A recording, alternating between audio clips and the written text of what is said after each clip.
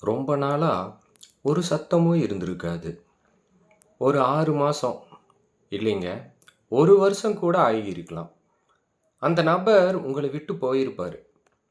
ஆரம்பத்தில ஒவ்வொரு நாளும் அவரோட நினைவு வந்திருக்கும். காலையில எழுந்ததும் அவரோட நினைவு. இரவு தூங்குறதுக்கு முன்னாடியும் அவரோட நினைவு. ஃபோன் கையில எடுத்தாலே அந்த நினைவு வந்துருங்க. ஒரு மெசேஜ் வருமேன்னு எதிர்பார்த்து காத்திருந்த நாட்களும் இருந்திருக்கும். ஆனா, நேரம் கொஞ்சம் கொஞ்சம் எல்லாத்தையும் மாத்த ஆரம்பிச்சிருக்கும். அவரோட புகைப்படங்கள நீங்க பார்க்கறது குறைஞ்சிருக்கும். பழைய சார்ட்ஸுகள நீங்க திறந்து பார்க்குற பழக்கம் கூட நின்றுருக்கும். அவருக்காக காத்திருந்த அந்த மனசு மெதுவா உங்களோட வாழ்க்கைய மீண்டும் பிடிக்க ஆரம்பிச்சிருக்குங்க. சில இடங்களுக்கெல்லாம் போகவே முடியாத மாதிரி உங்களுக்கு இருந்திருக்கும் இல்லையா? சில பாடல்கள கூட கேட்க முடியாம இருந்திருக்கும்.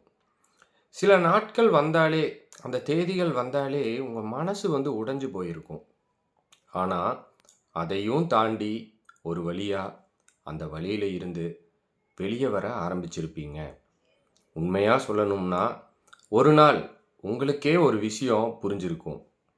நான் இவ்வளவு நாளா அவர் இல்லாம வாழ்ந்துட்டே இருக்கேன்னு.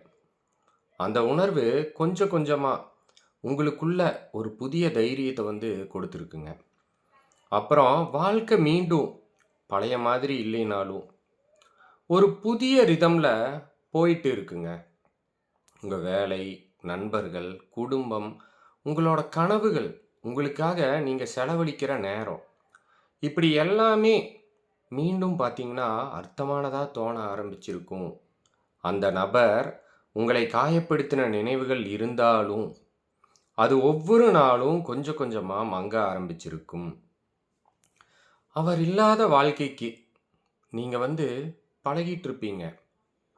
அதுவரை அவங்கள நினைச்சு அழுத இரவுகளுக்கு பதிலா அமைதியா தூங்குற இரவுகள் கூட வந்திருக்கும். அதுக்கப்புறம் ஒரு நாள் எந்த விதமான முன்னறிவிப்புகளும் இல்லாம, எந்த விதமான ஒரு காரணமும் இல்லாம, திடீர்னு அவருடைய பெயர் உங்க ஃபோன்ல தெரியுங்க. ஒரு மெசேஜ் இல்லைன்னா ஒரு கால். அந்த ஒரு நொடி நீங்க இவ்வளவு நாளா கட்டி காத்திருந்த அமைதிய ஒரே நிமிஷத்துல குலுக்கி விட்டுதுங்க. இவ்வளவு நாளா இருந்த அமைதி அந்த ஒரு நிமிஷத்துல பார்த்தீங்கன்னா போயிரும். ஆனா, அந்த நேரத்துல ஒரு கேள்வி வரும். இவ்வளவு நாட்களுக்கு அப்புறம் ஏன்? அவருக்கு இப்ப என்ன என்கிட்ட தேவ? உங்கள மிஸ் பண்ணதுனாலயா? இல்லைன்னா, அதனால வந்த குற்ற உணர்ச்சியாலயா? இல்ல தனிமையாலயா? இல்ல வேற ஏதோ காரணமா? அந்த ஒரு மெசேஜுக்கு பின்னாடி என்ன மனநிலை இருக்கும் தெரியுமாங்க? நிறைய பேருக்கு அது புரியாம போயிடுது. அதுதான் இந்த வீடியோவோட முக்கியமான விஷயம். அந்த ஒரு நொடி உங்க மனசுல புதைஞ்சு போயிருந்த நினைவுகள் எல்லாமே, அவங்க நினைவே இல்லாம புதைந்து போயிருக்கும் அந்த நினைவுகள் எல்லாமே மீண்டும் மேல வர ஆரம்பிக்கும். நீங்க இவ்வளவு நாளா மறக்க முயற்சி பண்ணின விஷயங்கள், ஒரே ஒரு நோட்டிஃபிகேஷன்ல திரும்ப உயிர் பெறுங்க. ஆனா, இங்க தான் ஒரே வித்தியாசமான கேள்வி இருக்கு. அது என்ன வித்தியாசமான கேள்வி? நீங்க நிம்மதியா தூங்க ஆரம்பிக்கிற அந்த ஒரு நொடியை மட்டும், எப்படி இவங்களால இவ்வளவு சரியா கணிக்க முடியுது? நீங்க அவர்கள எதிர்பார்த்து காத்திருந்தப்ப, அவங்க வரல. நீங்க உடைஞ்சு போயிருந்தப்ப, அவங்க திரும்பி கூட பார்க்கல. ஆனா நீங்க மீண்டும் எழுந்து, உங்கள நீங்களே மீண்டும் கட்டிக்கிட்டு, வாழ்க்கை முன்னாடி போக ஆரம்பிச்ச அந்த நேரத்துல மட்டும், அவங்க மீண்டும் உங்க முன்னாடி தோன்றாங்க.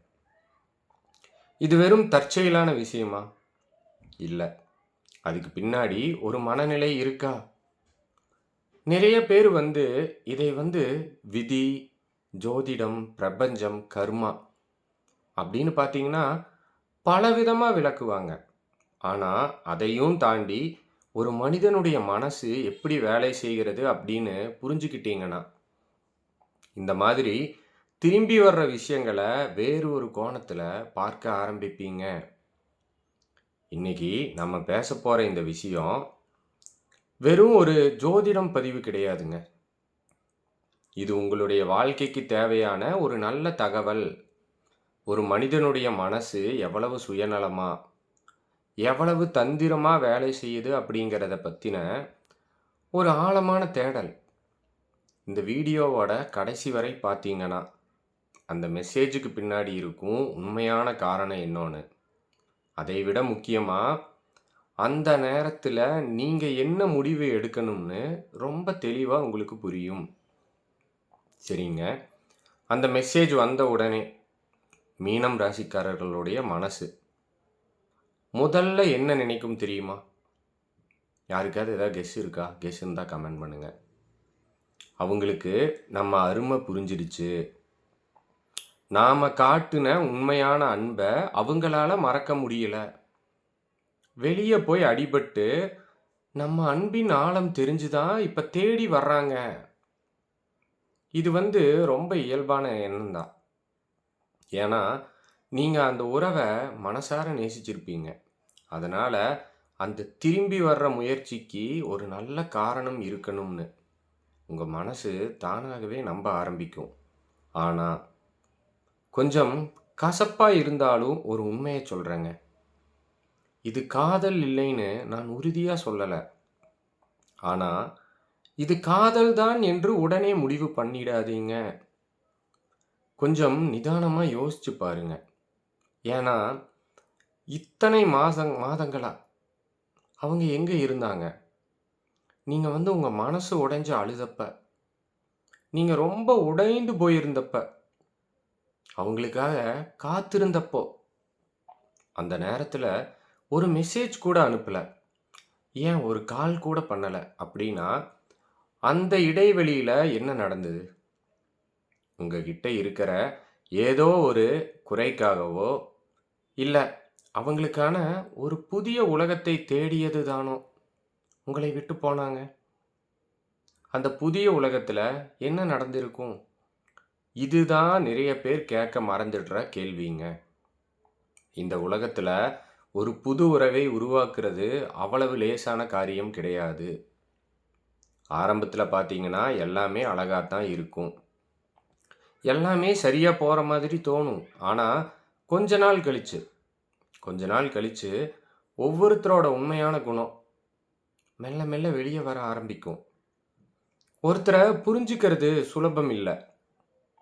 அவங்களுடைய பழக்கங்கள், அவர்களுடைய கோபங்கள், எதிர்பார்ப்புகள், பிடிவாதம், பாதுகாப்பின்மை இது எல்லாமே நம்ம சமாளிக்கணும்.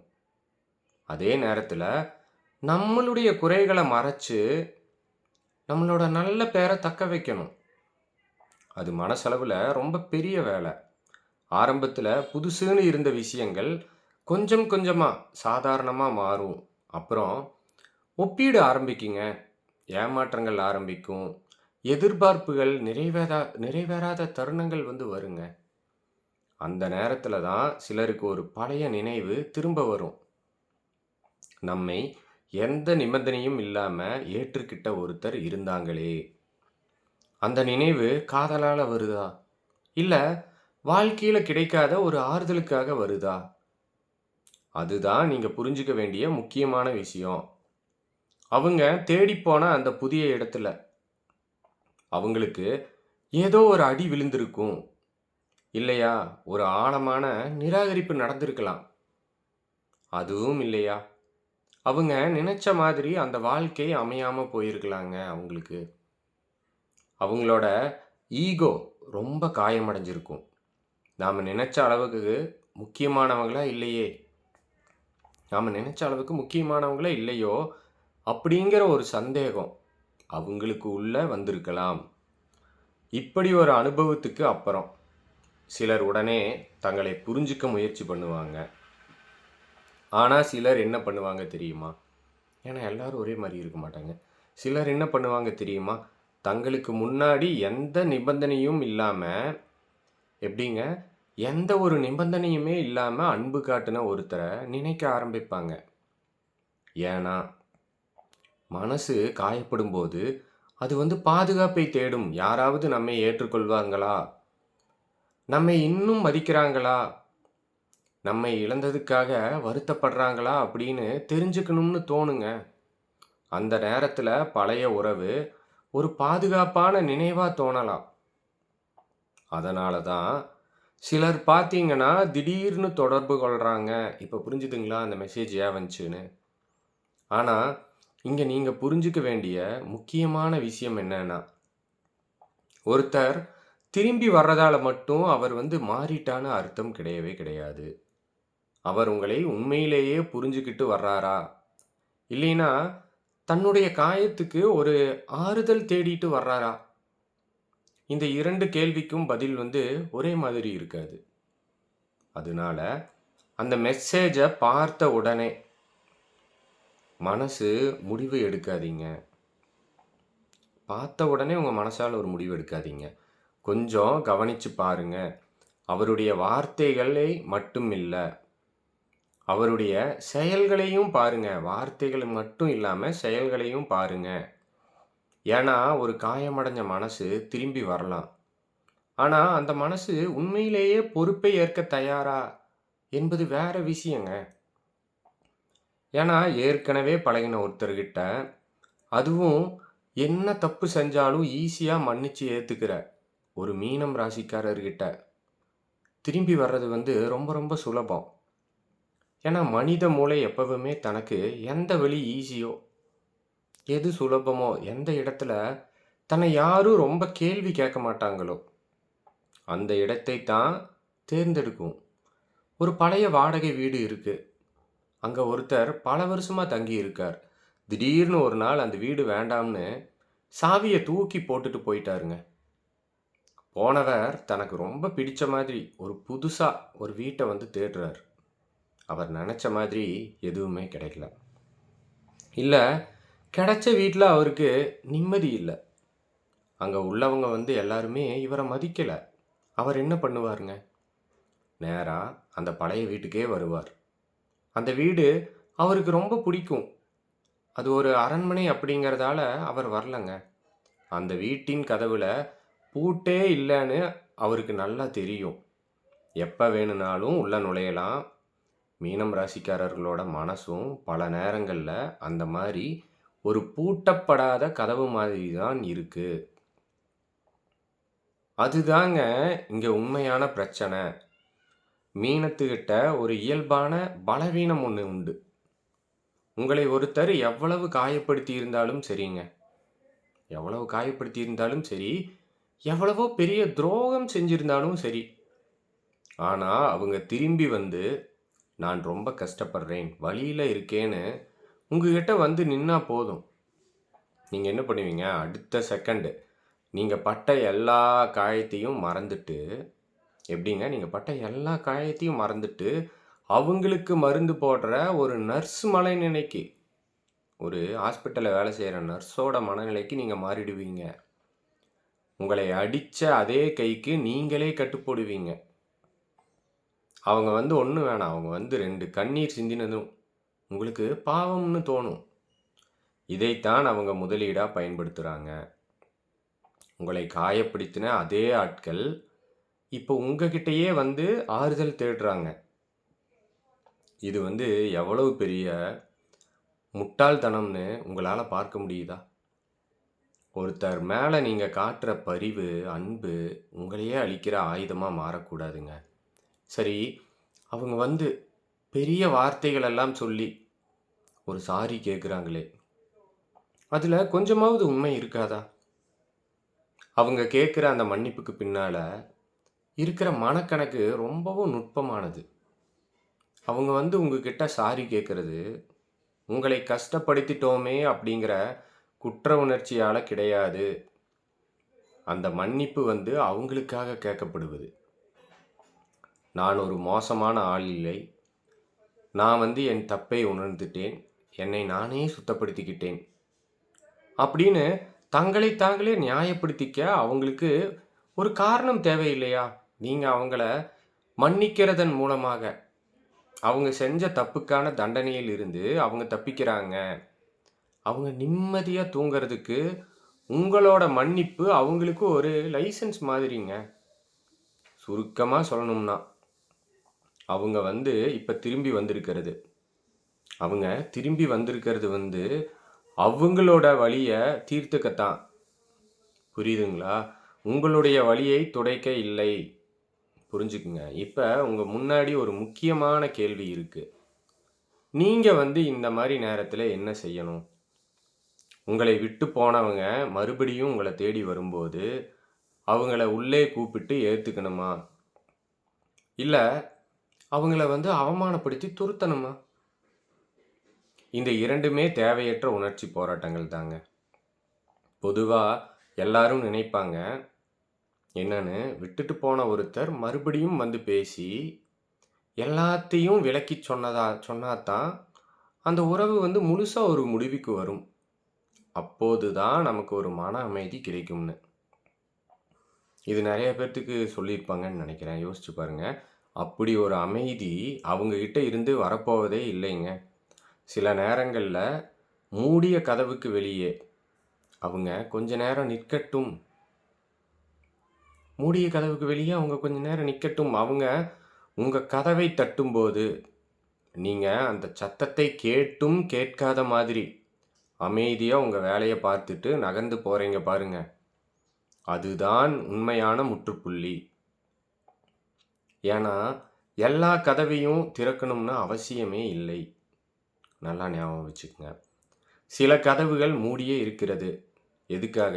அது வந்து நம்மளுடைய நிம்மதிக்காக. சில மனிதர்கள் நம்ம வாழ்க்கையில இருந்து விலகியது ஒரு இழப்பு மாதிரி தோணலாம். ஆனா, காலம் போக போக அது ஒரு பாதுகாப்புன்னு உங்களுக்கே புரியும்.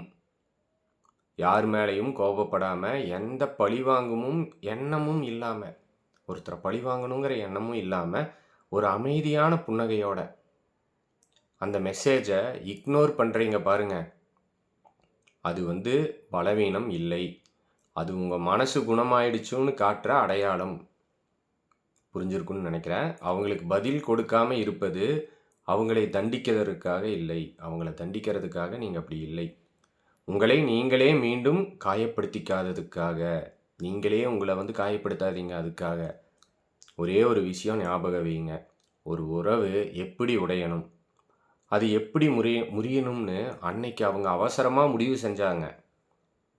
ஆனா, இந்த அத்தியாயம் எப்படி முடியணும்? அதுக்கு முற்றுப்புள்ளி வைக்கிற அந்த பேனா யார் கையில இருக்கணும்னு, இன்னைக்கு நீங்க முடிவு பண்ணுங்க. இப்ப அவங்க பண்ண வேணாம். அந்த உரிமை உங்களுக்கு மட்டும் தான் இருக்கு. புரிஞ்சிருச்சுங்களா? இதுவரைக்கும் பார்த்துருந்தீங்கன்னா புரிஞ்சிருக்கும் கண்டிப்பா. ஏன்னா, உங்க வாழ்க்கையோட அடுத்த அத்தியாயத்தை எழுதப் போறது, உங்களை விட்டுப் போன அந்த நபர் கண்டிப்பாக இல்லை. உங்களை மீண்டும் கண்டுபிடிச்ச நீங்க தான். யாரோ ஒருத்தர் இல்ல. நீங்க தான். புரிஞ்சுக்குங்க. இந்த வீடியோ உங்களுக்கு கொஞ்சமாவது சிந்திக்க வச்சிருந்தா, அதை மனசுல வச்சுக்கோங்க. சில முடிவுகள் வந்து உடனே எடுக்கப்படாது. ஆனா, சரியான நேரத்துல எடுத்த ஒரு முடிவு, பல வருட வலியிலிருந்து உங்களை வெளியே கொண்டு வரும். மீண்டும் சிந்திக்க வைக்கும் ஒரு நல்ல தகவலோடு, அடுத்த முறை உங்களை சந்திக்கிறேன். இந்த வீடியோ பிடிச்சிருந்தா லைக் பண்ணுங்க. உங்களுக்கு நெருக்கமான ஒருத்தர்கிட்ட கண்டிப்பா ஷேர் பண்ணுங்க. கமெண்ட் பண்ணுங்க. நன்றி. வணக்கம்.